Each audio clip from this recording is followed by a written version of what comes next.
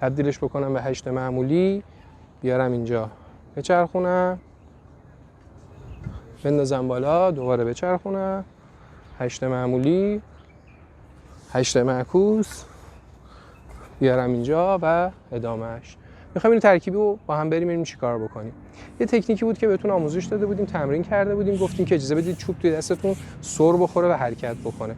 جدای از این تکنیک دیگه هم داشتیم که گفتیم چوب رو میگیری میذاری سر بخوره بیاد پایین، میندازی بالا و اجازه میدی توی دستت بازی بکنه. همین رو توی به سمت جلو، به سمت پهلوها میتونستی انجام بدی، یعنی با جفت دستت میتونستی اینو تمرین بکنی.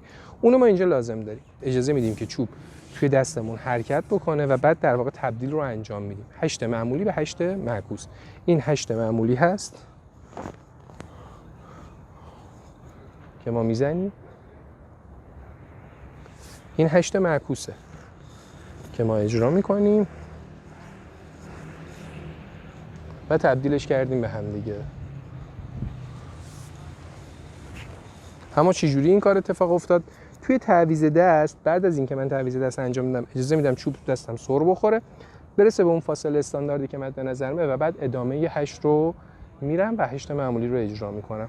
دوباره برای تعویض دست همون اتفاق میفته. تعویض دست که انجام میدم اجازه میدم سر بخوره دستم، 8 معکوس رو اجرا میکنم. حالا الان دارم 8 معکوس رو میزنم. ببین تعویض دست که انجام دادم میذارم سر بخوره، 8 معمولی،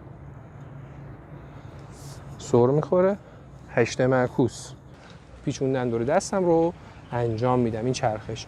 برای اینکه این چرخش رو انجام بدید من یه بار دیگه میگم، یک دست روی یک دست زیر قرار میگیره، دست زیری فشار میاره و چوب رو حول محور دست بالایی میچرخونه و میرسونه به کف دست و بعد تا اونجایی که مچ دستمون اجازه میده ما دوران رو انجام میدیم. جایی که دیگه داره از دستمون خارج میشه، داره میفته بیرون، دست بعدیمون میاد روی دست قبلیمون قرار میگیره، جفت کف دست‌ها به سمت بالاست و بعد رها میکنم، چوب میاد توی دست راستم.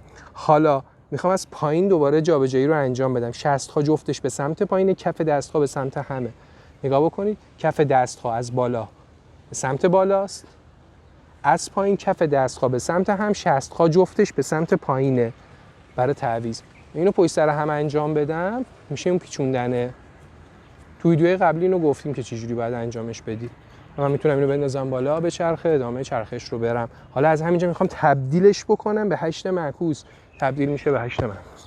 این اجازه میدم بهش که به چرخه توی دستم و بازی بکنه، من رو میرسونه به اون نقطه‌ای و به اون قسمتی از چوب که برای اون تکنیکه و یا اون حرکت مناسبه. ما میخوایم چرخوندن دور انگشت رو بگیم. یعنی چیکار بکنیم؟ چوب رو اینجوری دور انگشتمون بچرخونیم. تو ویدیو قبلی گفته بودم، تو این ویدیو دوباره میخوام بگم و بعد میخوام بگم که چه کاربردی داره، چجوری ازش استفاده بکنیم. برای اینکه این کارو انجام بدیم دستمون به این شکل میگیریم، چوب رو بین انگشت کوچیکمون و در واقع انگشت شستمون قرار میدیم. در جهت انگشت کوچیکمون نکن، جوری که نکن کف دستمون به سمت بالاست. در جهت انگشت کوچیک و شست ما اینو میچرخونیم. بقیه انگشتا کمک میکنن که این اتفاق بیفته، این چرخشه انجام بشه. بعد میرسه به شست، دوباره رسید به شستمون فشار میاره، میره لای انگشت کوچیکمون، دوباره همون فرآیند رو ادامه دار میریم. این رو انقدر باید تکرار بکنیم تا واسمون عادی بشه. این رو میتونیم با جفت دستمون رو هم انجام بدیم، یعنی چرخشه رو چه با راست چه با چپ. بالعکسش هم میشه. آره بالعکسش هم میتونید تمرین کنید، یعنی هم راستگرد بزنید هم چپگرد. اینو پس تمرین کنید با جفت دستتون که بتونید راحت انجام بدید. یکی دیگه از کارهایی که میتونید انجام بدید همین رو میتونید بالای سرتون بچرخونید.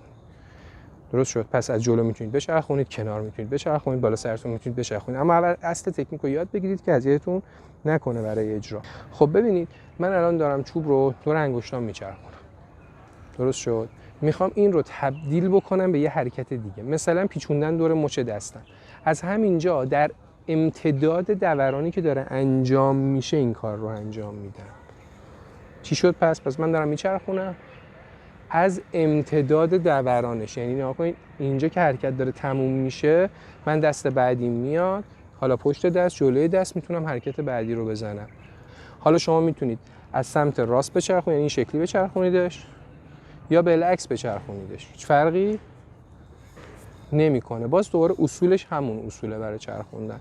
شما میتونید هر چقدر خواستید به این سرعت بدید و سریعتر بچرخونیدش و حتی میتونید پرتش کنید بالا و ادامه دار بگیریدش و دوباره پرتش کنید بالا و ادامه دار بگیریدش و ترکیبش کنید مثلا با این 8 که ما میزدیم و این 8 هم دوباره با 8 معکوس ترکیبش کنید. الان 3 تا حرکت رو ما با هم ترکیب کردیم که گفتم میتونی بیاری اینجا بعد ببری دور انگشتت بچرخونی. نگاه کن 3-4 تا حرکتی که الان تمرین کردیم میتونستیم با هم ترکیب کنیم.